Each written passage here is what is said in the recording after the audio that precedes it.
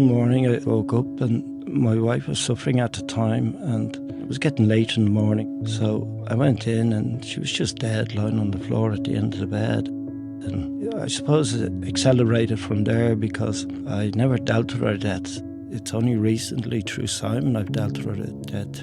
I walked out when I found my wife dead and never went back to it. Basically, I just couldn't face it. I left everything behind. I left photographs, I left everything. I just couldn't hack it. Once I moved out of the house, I started sleeping rough down Sandyman Strand, and the easterly wind sometimes used to freeze you to death, you know, the sea mist and all like that. Some mornings you'd kind of wake up and you'd say, oh yeah, it's a glorious day out. And other mornings you'd wake up and you'd say, geez, another day at this. You just wish you didn't wake up that morning.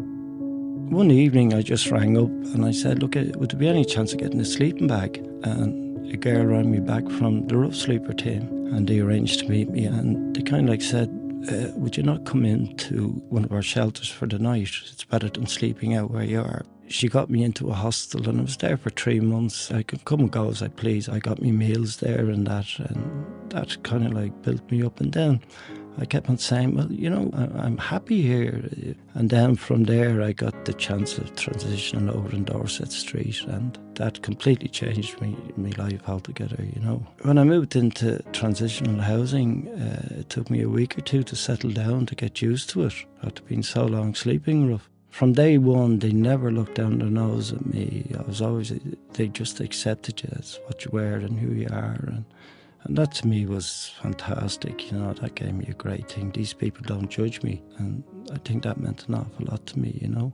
So it was things like that. It was getting back into being independent. You could go out and do your own shopping. You could cook what you wanted. From there, you know, I started doing courses with them over there in Simon, and I used to say to myself, if somebody said that to me 3 years ago, this is where you're going to be in 3 years, I'd say, not at all. I think the whole thing is to give you the confidence that you can become a member of society again, because when I was sleeping rough, I'd never look a person in the face. If I was walking along the street, I'd always look at the pavement, because you felt so embarrassed or degraded that people that look at you and say, he's homeless, or keep away from him, or you know, that type of way. But now I can walk along the street and hold my head up high and say I am a member of society again, I'm part of it.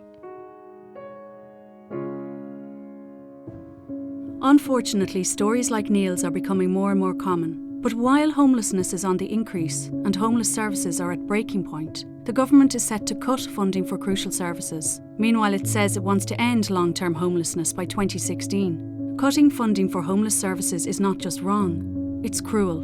It hurts the most vulnerable in our society, and it's economically foolish. Show your outrage. Stand up for people who are homeless. Sign the petition now. Thank you.